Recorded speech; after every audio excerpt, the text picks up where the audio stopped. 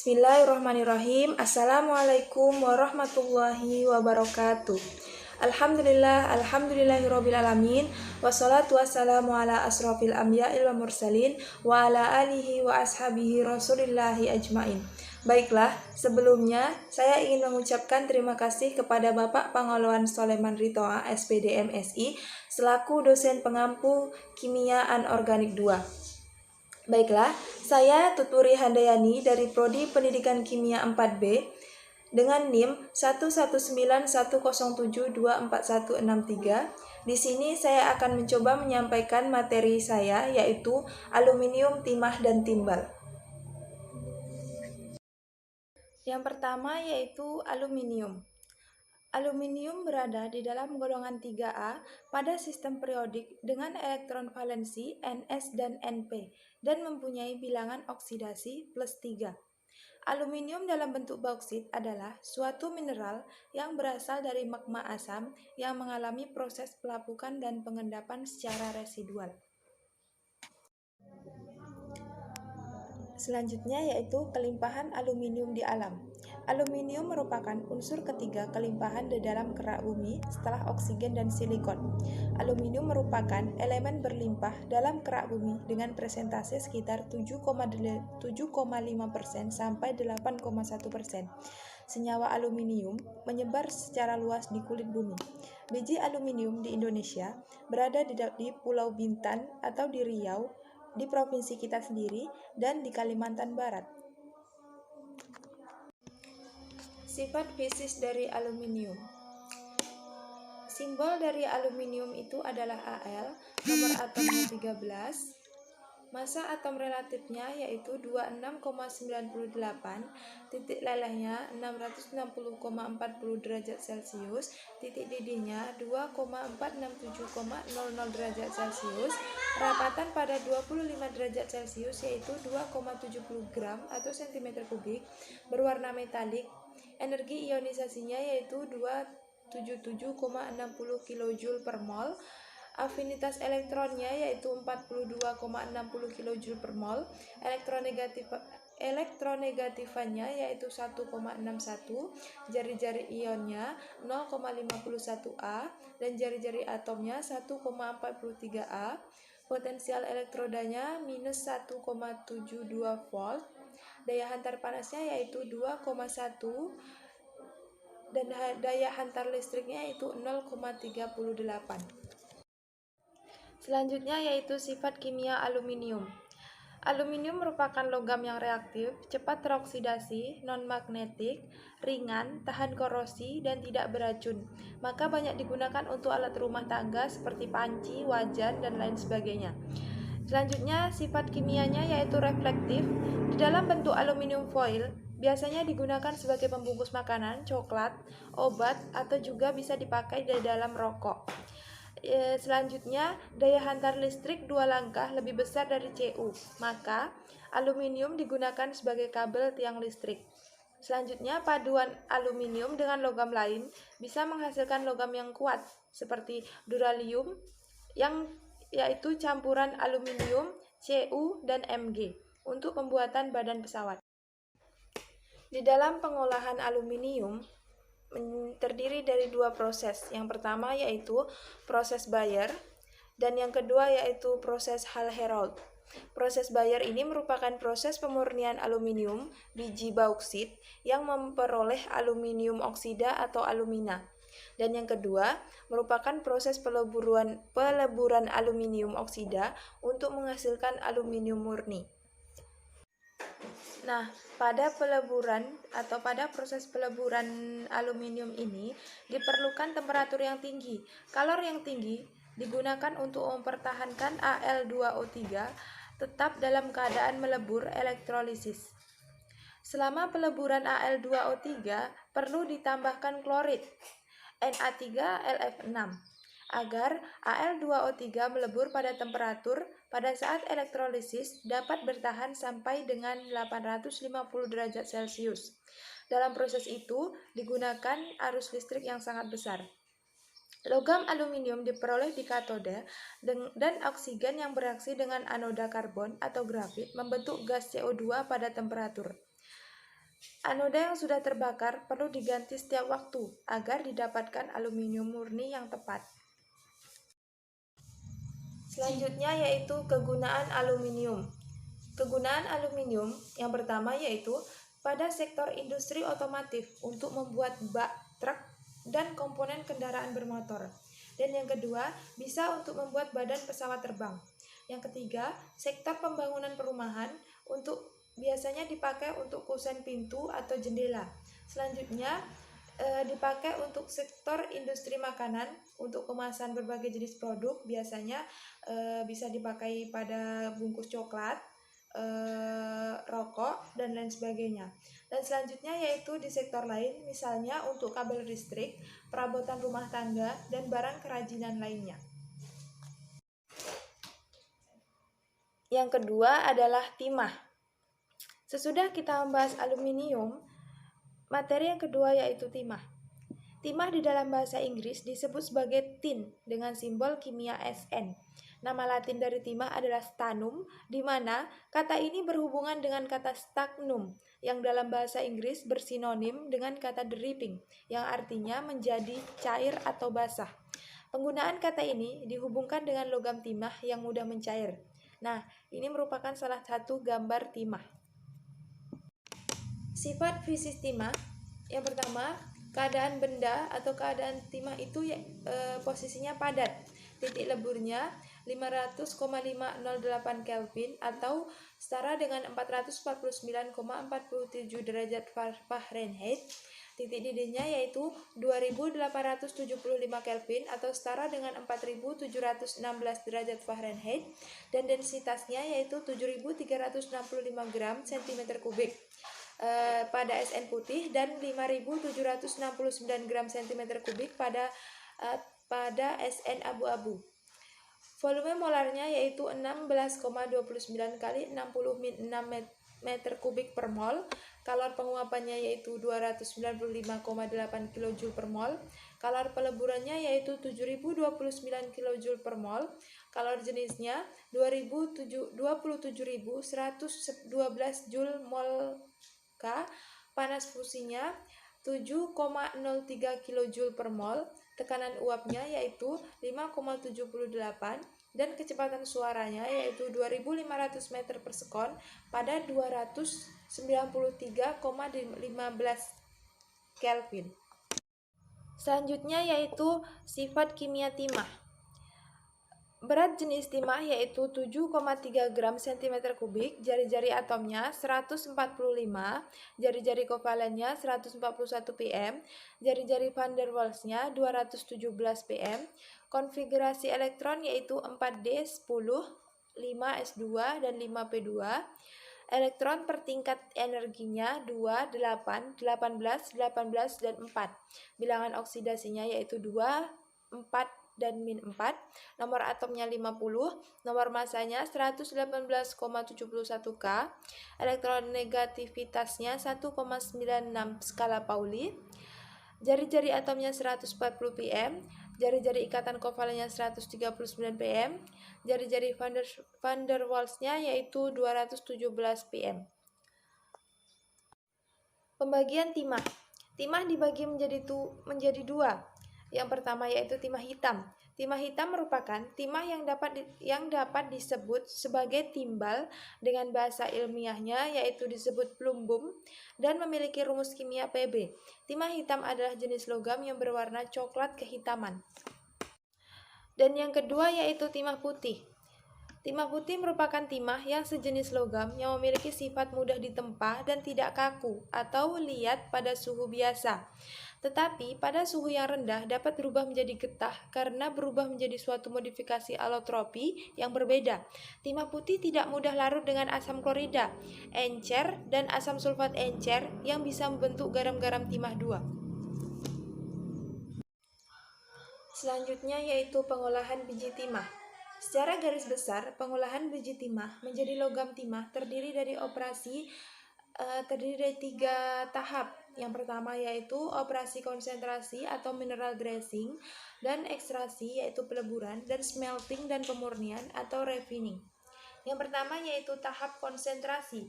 SnO2 Powder, tahap konsentrasi biji timah, merupakan operasi peningkatan kadar timah dengan menggunakan peralatan seperti jig konsentrator, palong, dan meja goyang.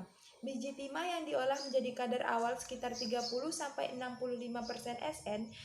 Setelah melalui operasi pemisahan, kadar timah aluminium yang harus tercapai supaya dapat dipergunakan sebagai umpan peleburan. Tahap pertama adalah sebesar 70% Sn 70% Sn. Dan yang kedua yaitu tahap smelting. Pada tahap smelting, proses smelting merupakan proses reduksi dari konsentrat biji timah pada temperatur tinggi menjadi logam timah. Prinsip reduksi adalah pelepasan ikatan oksigen yang terdapat mineral kasiterit. Reduktor yang digunakan sebagai reduksi adalah gas CO.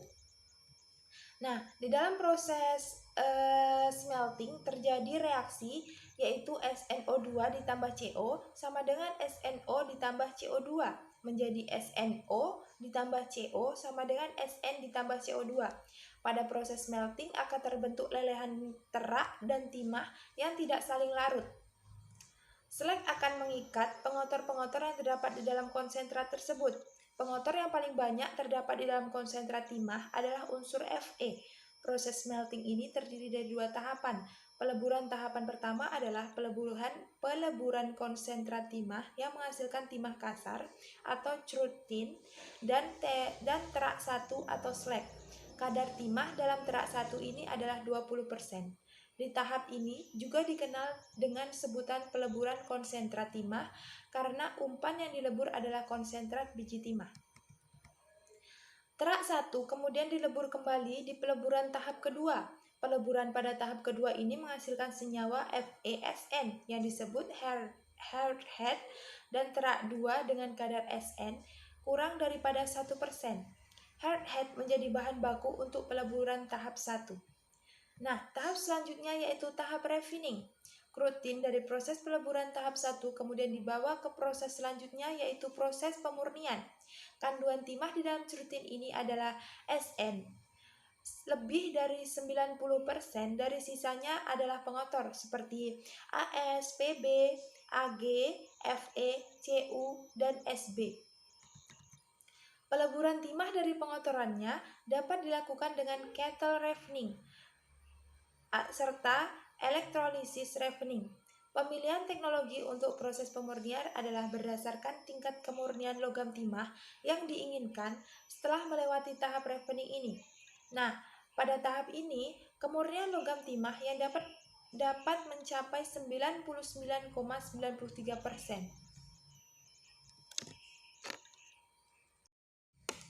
Selanjutnya yaitu senyawa timah. Senyawa timah yang penting adalah organotin, SNO2, stanat, timah klorida, timah hidrida, dan timah sulfida. Senyawa organotin. Senyawa organotin adalah senyawa yang dibangun dari timah dan substituen hidrokarbon sehingga terdapat ikatan C dengan Sn. Contohnya yaitu tetrabutil timah, dialkil, tributil timah, trifenyl timah, trimetil timah klorida, trifenyl timah hidroksida, dan lain sebagainya. Yang kedua yaitu SNO2 atau timah oksida. SNO2 merupakan senyawa anorganik. Oksida timah ini merupakan oksida timah yang paling penting dalam pembuatan logam timah. SNO2 memiliki struktur kristal rutil di mana setiap satu atom Sn berkoordinasi dengan 6 atom oksigen. SNO2 tidak larut di dalam air, akan tetapi larut dalam asam dan basa kuat. SNO2 larut di dalam asam halida, membentuk heksahalostanat. Selanjutnya yaitu SnCl2 atau timah 2 klorida. SnCl2 berupa padatan kristal berwarna putih dapat membentuk dihidrat yang stabil.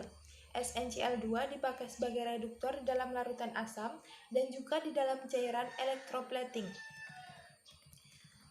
SnCl2 memiliki satu pasangan elektron bebas di dalam bentuk fasa gas, maka molekul SnCl2 berbentuk bengkok sedangkan pada bentuk padatan SnCl2 membentuk rantai yang saling terhubung dengan jembatan klorida. Selain dipakai sebagai reduktor, SnCl2 juga dipakai sebagai katalis, reagen analisis untuk raksa, dan juga dipakai sebagai aditif makanan untuk mempertahankan warna dan sebagai antioksidan. Selanjutnya yaitu timah 4 klorida atau dengan rumus SnCl4.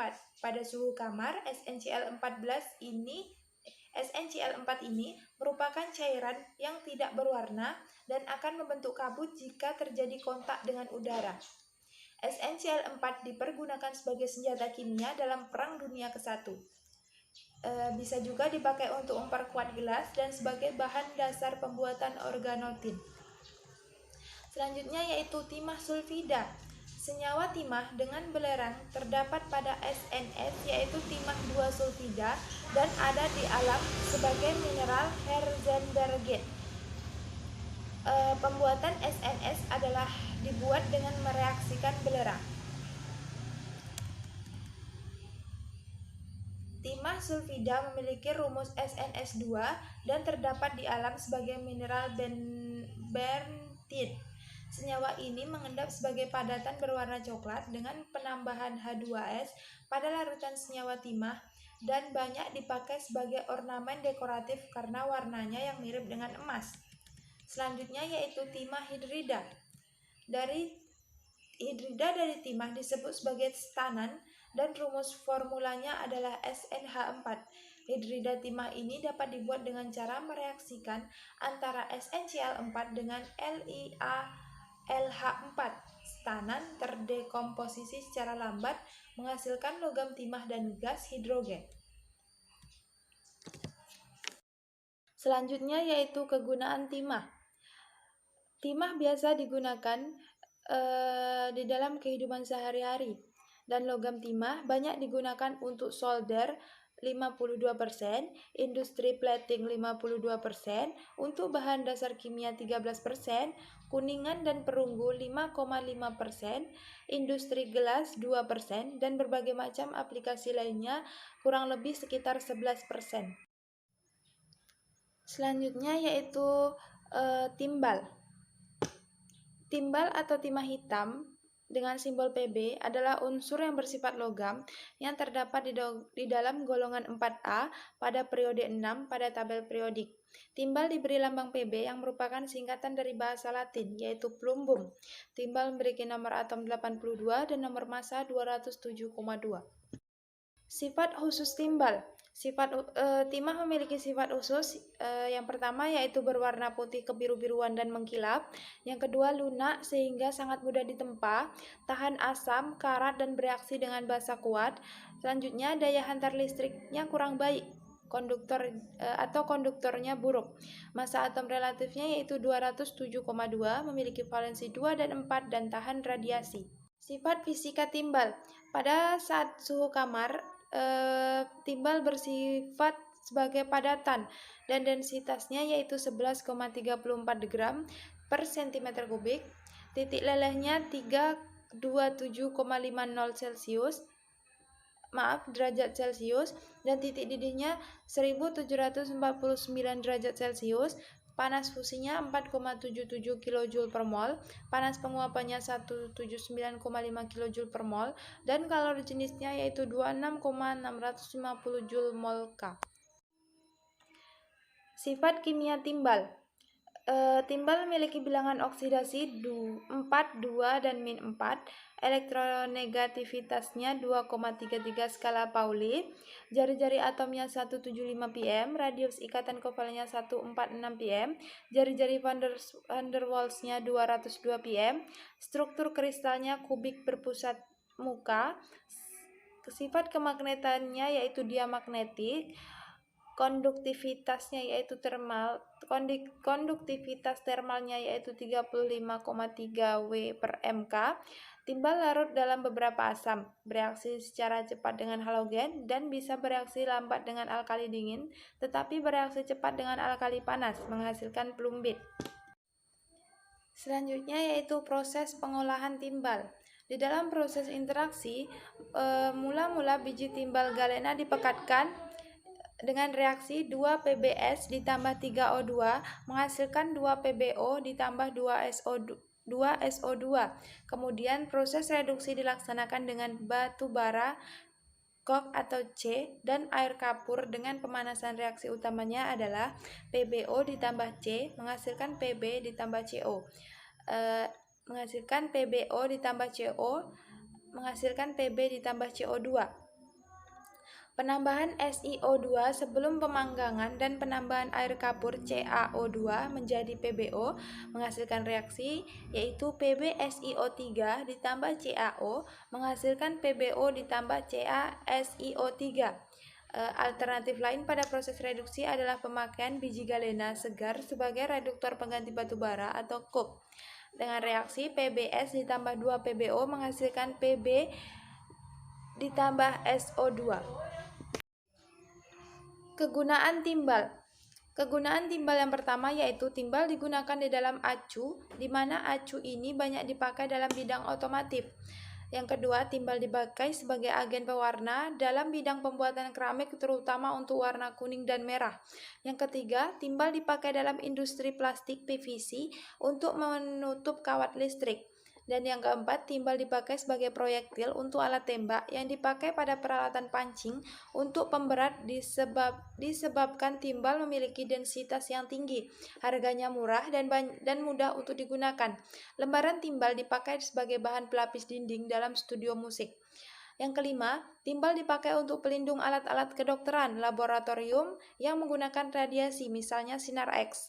Yang keenam, timbal cair dipergunakan sebagai agen pendingin dalam peralatan reaktor yang menggunakan timbal sebagai pendingin kaca. Timbal mengandung 12-28% Pb, di mana dengan adanya Pb ini akan mengubah karakteristik optis dari kaca dan mereduksi transmisi radiasi.